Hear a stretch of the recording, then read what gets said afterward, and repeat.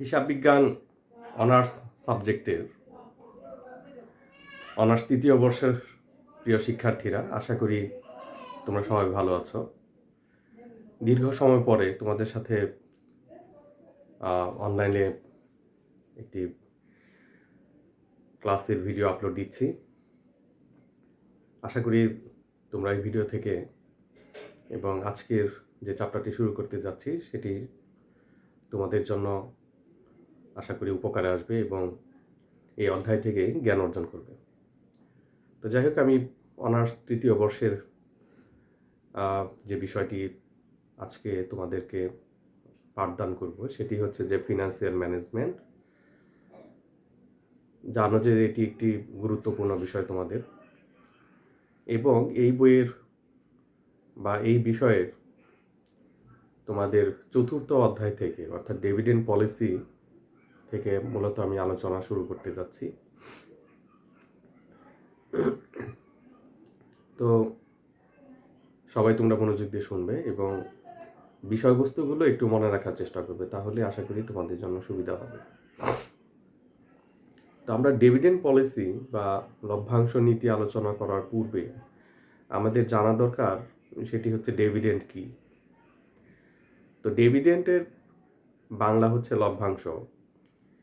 তো ডিভিডেন্ড সাধারণত কারা দিয়ে থাকে? এটি হচ্ছে যৌথ মূলধনী কোম্পানি, অর্থাৎ আমরা যখন বলি যে সেটি প্রাইভেট লিমিটেড হোক বা পাবলিক লিমিটেড হোক, আমাদের দেশে 1994 অ্যাক্ট অনুযায়ী গঠিত এবং পরিচালিত যে সমস্ত কোম্পানি আছে সেই সমস্ত কোম্পানিগুলো যখন তাদের শেয়ার হোল্ডারদের মধ্যে লাভ প্রদান করে থাকে, আমরা মূলত সেটিকে ডিভিডেন্ড বলে থাকি। তো এই বিষয়টি তোমাদের একটু খেয়াল রাখতে হবে যে ফিনান্সিয়াল ম্যানেজমেন্ট জাতীয় বিশ্ববিদ্যালয়ের যে কোর্সটি রয়েছে তৃতীয় বর্ষে, এটি অবশ্যই তোমাদেরকে বাধ্যতামূলকভাবেই ইংরেজিতে অ্যান্সার করতে হবে। তো এই কারণে কিছু কিছু টার্মস আমি দেখবা যে আমি যখন লেকচার দিব তখন বাংলা এবং ইংরেজি দুইটি ভার্সনই তোমাদেরকে দেওয়ার চেষ্টা করব, অথবা দুইটা ল্যাঙ্গুয়েজ মিক্সড হয়তো তোমাদেরকে আমি বলতে পারি যে এখানে শব্দগুলো মূলত তোমরা ফোকাস করবে আর বোঝার চেষ্টা করবে যে কি পড়াচ্ছি। আর তোমাদের বইগুলো খুললেই কিন্তু দেখতে পাবে যে ফুললি ইংলিশ এটা। তো সেই ক্ষেত্রে আমাদের ছাত্রদের যে সবচেয়ে বেশি দুর্বলতা থাকে সেটি হচ্ছে ইংরেজি বিষয়ের প্রতি তাদের অনাগ্রহ, এবং তারা অনেকটা দুর্বুদ্ধ মনে করে, বিষয়বস্তু না বুঝে শুধু মুখস্থ বিদ্যা আমরা তোমাদেরকে দেখেছি যে পরীক্ষার খাতার মধ্যে উগরে দেওয়ার মতন। তো যাই হোক, একটু বোঝার চেষ্টা করো যে অধীত জ্ঞানটাই তোমাদের কাজে লাগবে। তাহলে dividend is the part of profit which is distributed among the share holders. তাহলে যে কথাটি বললাম সেটি হচ্ছে যে ডিভিডেন্ড হচ্ছে লাভের সেই অংশ যা শেয়ার মালিকদের মধ্যে বন্টন করা হয়। তাহলে dividend is the part, car part? আমরা বলতেছি যে এই পার্টটা হচ্ছে নেট প্রফিটের। কিন্তু আমরা যদি এটা নিয়ে আরেকটু আলোচনা যদি দীর্ঘায়িত করি, লভ্যাংশ দেওয়ার ক্ষেত্রে এইরকম কোনো বিধিনিষেধ নেই যে শুধুমাত্র প্রফিট হলেই লাভ শেয়ার হোল্ডারদের মধ্যে বিতরণ করতে পারবে। এটি কিন্তু বাধ্যবাধকতামূলক কথা নয়, কারণ লাভ ইচ্ছা করলে যে লভ্যাংশ বা শেয়ার হোল্ডারদের মধ্যে যদি কোম্পানি বিবেচনা করে যে তার আনডিস্ট্রিবিউটেড প্রফিট অথবা রিজার্ভ অথবা এইরকম কোনো, আমরা বলছি যে প্রিভিয়াসলি যে সমস্ত রিটেন আর্নিং আছে, অর্থাৎ তিনটি কথা কিন্তু বলেছি, এই বিষয়বস্তু থেকেও কিন্তু চলতি বছরের লাভ হিসেবে লাভ যদি সংগঠিত নাও হয় তথাপিও শেয়ার হোল্ডারদের মধ্যে বিতরণ করতে পারে। তাহলে সংকীর্ণ অর্থেও হয়তো আমরা বলছি যে dividend is the part of net profit, কিন্তু যখন আমরা এটা বিস্তারিতভাবে আলোচনা করতে যাই কিংবা যখন আমরা এটা সম্পর্কে আরও জানতে পারি যে কোন কোন অংশ থেকে বা কোন কোন হিসাব থেকে শেয়ার হোল্ডারদের মধ্যে তাদের শেয়ারের উপরে বা বিনিয়োজিত শেয়ারহোল্ডাররা যে মূলধনটা বিনিয়োগ করেছে তাদের সেই অর্থের উপর কতটুকু বা বিনিয়োগের উপর কতটুকু লাভ বিতরণ করবে। তো সেই ক্ষেত্রে আমরা যে বিষয়গুলো বিবেচনা করেছি সেগুলো হচ্ছে যে ডিভিডেন্ড ইজ এ কনসার্ন, অথবা আমরা বলছি যে dividend is the part of the concern, business concern, from distributed from net profit, retained earnings, reserve, and undistributed profit among the shareholders is called dividend. তাহলে এই যে আমরা বললাম যে ডিভিডেন্ড হচ্ছে ব্যবসা প্রতিষ্ঠানের সাথে সম্পৃক্ত মুনাফা, নিট মুনাফা, সংরক্ষিত আয়, রিজার্ভ বা অবন্টিত মুনাফার অংশ যা শেয়ার হোল্ডারদের মধ্যে বিতরণ করা হয়।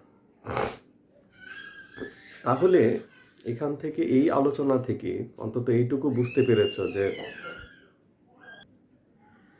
তাহলে যে কথাটি বলছিলাম যে ডিভিডেন্ড দেওয়ার ক্ষেত্রে প্রতিষ্ঠান এই বিষয়গুলোকে আসলে মূলত আলোকপাত করে, যে পলিসিগুলো নিয়ে আমরা যখন কথা বলবো তখন এটি আরও স্পষ্ট হবে যে এই যে কেন রিটেন আর্নিং থেকে ডিভিডেন্ড দিতে হতে পারে বা আনডিস্ট্রিবিউটেড প্রফিট থেকে বা রিজার্ভ অ্যান্ড সারপ্লাস থেকে দিতে হতে পারে কেন, সেগুলা পলিসি আলোচনা যখন করব তখন তোমাদেরকে আরও বিস্তারিতভাবে এই বিষয়ে আমরা আলোকপাত করব যে লাভ না হলেও কেন প্রতিষ্ঠান লভ্যাংশ বিতরণ করতে পারে বা কেন বিতরণ করে।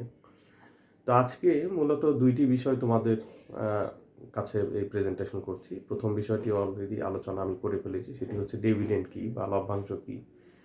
দ্বিতীয় বিষয়টি হচ্ছে যে ডিভিডেন্ড ফর্মগুলা কী, অর্থাৎ কীভাবে টাইপস অফ ডিভিডেন্ড আমরা যেটাকে বলি, তোমাদের বই খুললে দেখবে, বা ফর্মস অফ ডিভিডেন্ড, এই যে লভ্যাংশের যে গঠন বা প্রকৃতি সেটা কিভাবে আমাদের প্রদান করতে হতে পারে বা কিভাবে প্রতিষ্ঠানগুলো দিয়ে থাকে সেই বিষয়ে আলোকপাত করছি। তো এখন আমাদের আজকের যে দ্বিতীয় বিষয় সেটি বলছি, সেটি হচ্ছে টাইপস অফ ডিভিডেন্ড। মূলত চারটা ফর্মে, বা আমরা যদি বলি যে dividend can be paid in the form of 4 form, চারটা ফর্মে দিতে পারে। আমাদের কাছে সবচেয়ে বেশি যেটি আমরা দেখি যে প্রতিষ্ঠানগুলো যেভাবে দিয়ে থাকে, বা কেউ যদি শেয়ার মার্কেট সম্পর্কে বা শেয়ার মার্কেটে যদি একটু ঘোরাঘুরি করে থাকো ওয়েবসাইটে, তাহলেও কিন্তু এই সংক্রান্ত কিছু তথ্য তোমরা পাবেই। আমাদের দেশে প্রচলিত দুইটা ফর্মে সাধারণত দিয়ে থাকে, একটি হচ্ছে ক্যাশ ডিভিডেন্ড আর একটি হচ্ছে স্টক ডিভিডেন্ড। এই দুইটা হচ্ছে খুব বেশি জনপ্রিয় লভ্যাংশ বিতরণের ক্ষেত্রে, কিংবা আমরা বলি যে এই দুটি সর্বাধিক পরিচিত বা সর্বাধিকভাবে এই কোম্পানিগুলো তাদের শেয়ার হোল্ডারদের মধ্যে দিয়ে থাকে। তো তাহলে when the company paid its dividend in the form of cash to the shareholders, then it called cash dividend. তো ক্যাশ ডিভিডেন্ডে আমাদের বলছি যে এই যে ক্যাশ ডিভিডেন্ডটা সাধারণত প্রতিষ্ঠান তখনই দিয়ে থাকে যখন কোম্পানি এই তার নগদ অর্থের প্রচুর প্রাচুর্য থাকে, huge cash in the hand যখন থাকে, তখন সাধারণত প্রতিষ্ঠানগুলো তাদের ক্যাশ ডিভিডেন্ড দিতে তারা স্বাচ্ছন্দ্য বোধ করে। যে প্রফিট, আমরা আগে বলেছি যে কোনো অবস্থায় ডিভিডেন্ড দিতে পারে, পূর্বের যে চারটি বিষয় আমরা আলোচনা করেছি ডিভিডেন্ড কাকে বলে সেই ক্ষেত্রে। তো অর্থাৎ এই যে ক্যাশ ডিভিডেন্ড দেওয়ার ক্ষেত্রে প্রতিষ্ঠানগুলো কিন্তু সবচেয়ে বেশি গুরুত্ব দিয়ে থাকে তার ওয়ার্কিং ক্যাপিটাল রিকোয়ারমেন্ট এবং তার available cash in hand or cash on bank, এই বিষয়বস্তুকেই কিন্তু সবচেয়ে বেশি গুরুত্ব দিয়ে থাকে। কারণ প্রতিষ্ঠানের যদি তার নিজস্ব প্রয়োজন মেটানোর পরে যদি সারপ্লাস ক্যাশ ইন হ্যান্ড থাকে, তখনই কিন্তু সে ক্যাশ ডিভিডেন্ড দিতে অধিক স্বাচ্ছন্দ্য বোধ করে। তাহলে আমরা বলছি the company paid it's dividend when available cash in hand or cash at bank, and a company may feel comfort that it's meet its working capital requirement and a surplus cash in hand distributed to the shareholders as a part of dividend. And company first looks on its demand বা internal demand of working capital, then he would like to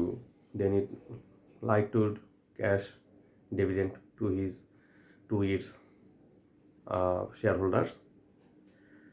Secondly, when the company issue a stock dividend or paid stock dividend,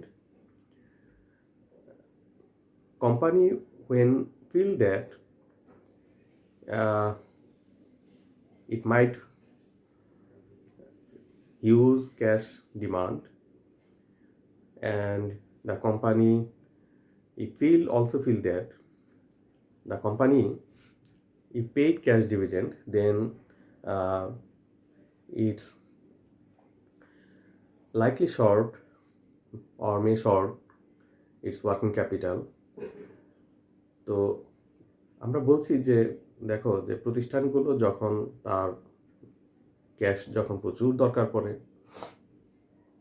তখন তার যদি প্রচুর টাকা থাকেও তথাপিও তার যে ইন্টারনাল ডিমান্ডটা রয়েছে, অর্থাৎ প্রতিষ্ঠানের আভ্যন্তরীণ যে ডিমান্ডটি রয়েছে ক্যাশ ইন হ্যান্ডের অথবা অ্যাভেলেবল ক্যাশ, যদি রিকোয়ারমেন্টটা যদি হাই থাকে, দ্য রিকোয়ারমেন্ট, তো এই যে তার ক্যাশ রিকোয়ারমেন্টের পরিমাণ যদি যে পরিমাণ অর্জিত হয়েছে, যে profit earn in the current year or reserve or undistributed profit, then the company would like to distributed stock dividend to the shareholders, and it increases its form of ordinary share, and also it increase preferred stock. It depends on the management policy or decision of the board of governing. ডাইরেক্টরশিপের বা এই যে আমরা বলছি যে governing body যেটা রয়েছে বা পরিচালন পর্ষদ যেটাকে আমরা বলি, যে বোর্ড অফ ডাইরেক্টরস, এই বোর্ড অফ ডাইরেক্টরসের সিদ্ধান্তের উপর কিন্তু নির্ভর করবে যে কোন ফরম্যাটে দিবে। যে সেটি যদি মনে করে যে প্রতিষ্ঠানের কোনো রকম আর্থিক সংকট না হয়ে, যে যদি সংকট না হয় সেটি বিবেচনাপূর্বক প্রতিষ্ঠান কি করবে, প্রতিষ্ঠান এই স্টক ডিভিডেন্ডের মধ্যে সে সাধারণ share, ordinary share or prefer share will be issued. তো ফার্স্টলি এই জন্য তারা লাইক করে থাকে যে কোন ফরম্যাটে দিলে পরে প্রতিষ্ঠানের সবচেয়ে বেশি সুবিধা হবে কিংবা শেয়ার হোল্ডারদের সুবিধা হবে, এই বিষয়টি বিবেচনা করা হয়। এরপরে আসছে আমরা থার্ডলি আলোচনা করতে চাই বন্ড ডিভিডেন্ড। তো বন্ড ডিভিডেন্ডে, বন্ডের বাংলা আমরা জানি যে ঋণপত্র।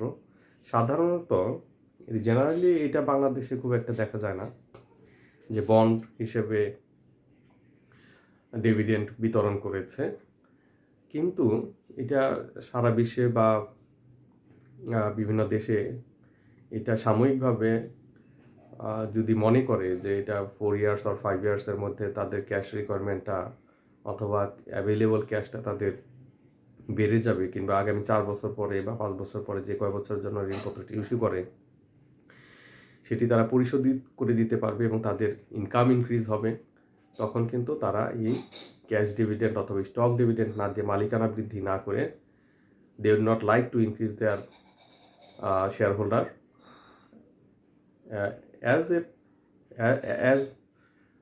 as a result the company would like to issue debenture or bond as a instrument of dividend. Long term policy would depend this kind of dividend.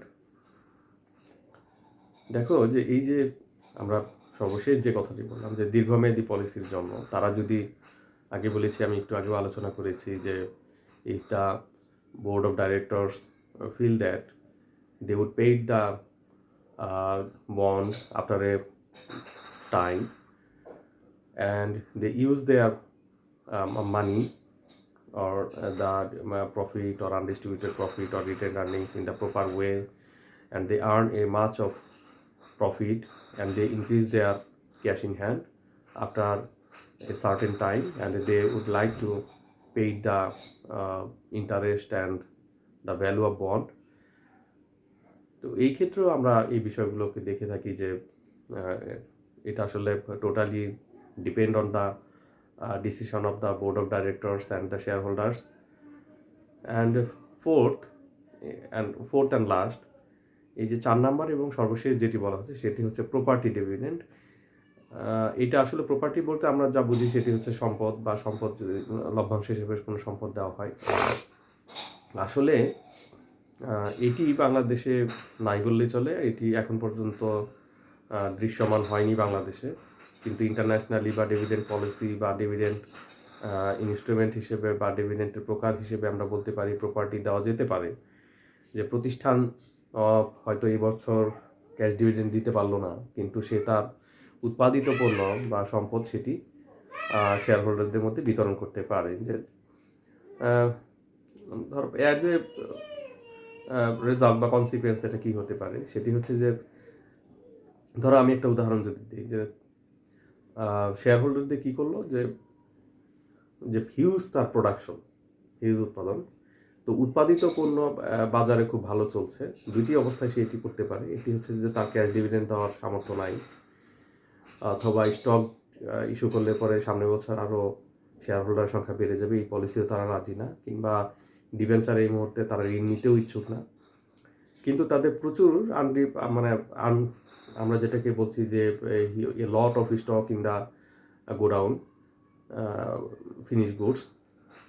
তো তখন তারা ইচ্ছা করলে কিন্তু যে এই যে অপরদিকে কিন্তু কোম্পানির প্রোডাক্টের হিউজ ডিমান্ড রয়ে গিয়েছে, যে ধরো এটা দুইভাবে হতে পারে, একটি হচ্ছে ডিমান্ড রয়ে গিয়েছে, আরেকটি হতে পারে যে a lot of stock in the godown. তো দুইটি অবস্থাতেই দেখা গেল যে তারা এই যে 3টি বিষয়বস্তু আগে আলোচনা করেছে, এই 3টার একটিতেও তার লভ্যাংশ দেয়নি, কিন্তু কোম্পানি কী করলো, শেয়ার হোল্ডারদেরকে তার অবিকৃত পণ্য বা প্রোডাক্টগুলোই লভ্যাংশ হিসেবে দাম ধরে, একটি নির্দিষ্ট দাম ধরে সেটি শেয়ার হোল্ডারদের মধ্যে বিতরণ করে দিল। তো এতে কোম্পানির সুবিধা হচ্ছে যে কোম্পানির এই যে অবিকৃত পণ্য বা আমরা বলছি যে আনসোল্ড গুডস, এটি হ্রাস হয়ে যাবে, শেয়ার হোল্ডাররা তার পণ্য পাবে এবং এই মার্কেটে তার যে ডিমান্ড রয়েছে সেটি আরও বেশি প্রচার এবং প্রসারিত হবে। এই সমস্ত বিবেচনায় কিন্তু এই কাজটি করে থাকে। তো যাই হোক, আশা করি আজকের এই আলোচনা থেকে তোমরা ডিভিডেন্টের প্রকারভেদ সম্পর্কে জানতে পেরেছো, যে ডিভিডেন্ট কয়টি ফর্মে দেওয়া হয়, ডিভিডেন্ট কী জিনিস, এই সংক্রান্ত বিস্তারিত আলোচনা করলাম। বাকিটুকু তো রইল, যদি কোনো সমস্যা হয় বা বুঝতে না পারো তাহলে অবশ্যই ভিডিওতে তোমরা কমেন্ট করবে, আমি আশা করি উত্তর দেওয়ার চেষ্টা করব। আজকের লেকচারটি টোটালি থিওরিটিক্যাল, অঙ্ক যখন শুরু হবে আশা করি আমি পেছনের যে আমার এই সাদা কাগজ লাগানো আছে সেখানে তোমাদেরকে তখন সূত্র এবং বিভিন্ন বিষয় নিয়ে আলোচনা করব। তো যাই হোক, পরবর্তী লেকচার দেওয়ার আগ পর্যন্ত সবাই তোমরা ভালো থাকবে, সুস্থ থাকবে। আজকে তোমাদের কাছ থেকে এখন বিদায় নিচ্ছি। আল্লাহ হাফেজ।